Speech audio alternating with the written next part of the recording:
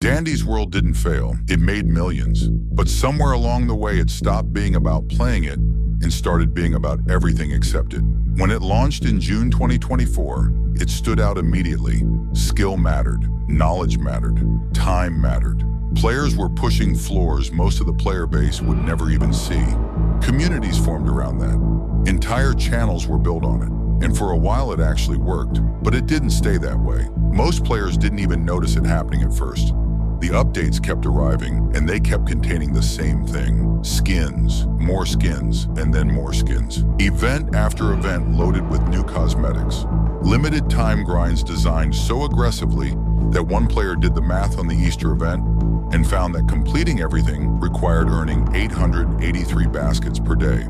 Every single day for the entire event. One user stated, "Quell isn't adding a single update to the game, but skins. There are almost 200 skins in a game that's only been out for 2 years. After you get every tune, all you have to do is grind for skins. That's it. Fix bugs? No. Fix gameplay mechanics? No. New skins? Yeah." They got a feature called Tune of the Week, which launched for a character who didn't need any changes, added a Roblox exclusive skin, and changed exactly nothing about how the game actually played. One player had a name for it almost immediately, Dandy's Wardrobe. And when players tried to say something about it, they found out there was nowhere to say it. The suggestion channel in the official Discord had been deleted. Players who raised issues in official spaces were met with silence. No feedback channel, no way in, and it got worse. While all of this was happening, the development team made a hire. Not a gameplay developer, not someone to address the balance issues piling up for months. They hired a merch and marketing manager, but that wasn't the worst part yet. Then the updates started breaking things. Update 0.15.1 looked promising. The developers had finished optimizing every character in the game, which meant they could finally raise the twisted cap from 6 per floor to 8. The update launched, and the game was barely functional. Upon release, the Twisted AI was completely bugged and just straight up not functional. If a tune of lower stealth took a Twisted, they'd all freeze in place or slow down, which made the game nearly unplayable. This was after playtesting, after the team had signed off on it being ready to release. The patch came within hours, the fastest the developers had ever moved on a fix. But fixing the immediate problem introduced a new one that stuck around for 12 days. One of the most frequently encountered Twisteds had his movement completely overhauled. No announcement, no explanation. If your character couldn't outrun him, you had no options, no counterplay, no escape. 12 days of competitive players dealing with that.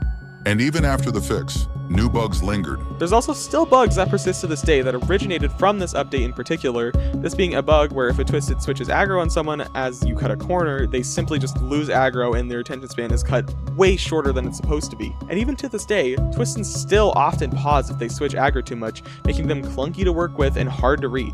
And in the same update, the developers removed double Twisteds. 2 identical Twisteds on the same floor at once. A bug nobody designed. Players discovered it, built entire strategies around it. Gone.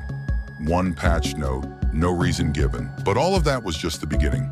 Version 0.16.13 is where things actually fell apart. Players complained that certain rare Twisteds didn't appear often enough. The developers listened, yet now they show up the most. That alone was enough to break the game. This update tripled the chances of rares appearing on floors. By floor 15, according to a chart the developers themselves published, every single Twisted slot has a 13% chance of rolling a rare. With 8 slots, that means nightmare combinations start appearing before players have even found a rhythm. And those odds keep climbing every floor after that. Long runs used to be challenging, but reasonably attainable. You could get to floor 100 decently okay. But like I said earlier, players with high floors of, even over 300 can barely get to floor 100 unless they're using a pebble comp. One player stated, "Yesterday we had extremely skilled distractors, being able to distract any combo. Until floor 78, when we encountered all mains and triple grabbers on Shelly's map, the distractors tried their hardest but still had no chance. That wasn't a skill issue, that was the new normal." One player had built his entire identity in the community around his floor record. Just for perspective, my highest floor before the rare change was 404, and after they were implemented, it is now 124.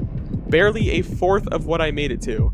I'm not the only person struggling with this. Players who are regularly hitting floor 200 can barely reach floor 100 now. The only teams that have been able to make it very far are Pebble comps, the current highest floor being 517, and even then, they didn't seem to last long after their Sprout died. So just use a Pebble comp if you want to get far. Which brings up the achievement for reaching floor 100. Still listed in the game. The developers never removed it despite the fact that reaching floor 100 now requires a level of luck that skill cannot reliably overcome. One player said it plainly, "There's nothing I feel I can do to strive further, as the game can just blockade you with impossible floors that frequently appear, and they simply are not fun to play." And Quell's own highest floor is reportedly around 28. The person making decisions about difficulty has reportedly never experienced what the game becomes past floor 50. A competitive player put it directly, "It is very hard to believe the developers have tested the game beyond floor 20. The numbers tell the same story. The game has dropped from a 94 rating down to 92. Concurrent players have fallen from 200,000 back down to 60,000, and in some cases as low as 45,000. Players who have been grinding this game for 2 years are saying they simply do not enjoy logging in anymore. Not angry, not demanding, just exhausted. Creators who built their entire channels around this game are making videos saying they're done with it and pulling hundreds of thousands of views from players who feel exactly the same way.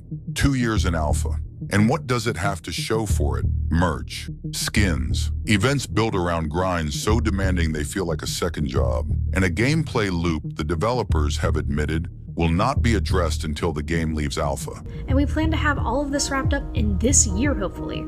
Once we leave alpha, the game will be sent into version 1.0 with a big update with tons of new gameplay and lore that is already being worked on. And considering she said hopefully this year, that could mean very late 2026 or early 2027. Games with smaller teams are making weekly gameplay updates.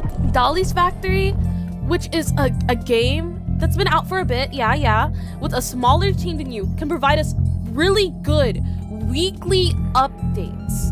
And y'all update like once a month? Players are finding other games. Dolly's Factory, Toon's Universe. Games with smaller teams that have weekly updates and actually respond to feedback. One player said it directly. "I got so bored of the game, I literally moved on to playing Dolly's Factory because it satisfies my needs for gameplay and something new that happens." They do weekly updates to the game to improve the gameplay. They actively listen to the community too and communicate with them. The ones leaving aren't casual players. One player had 646 hours logged. These weren't people who stumbled across it. These were the game's most dedicated players.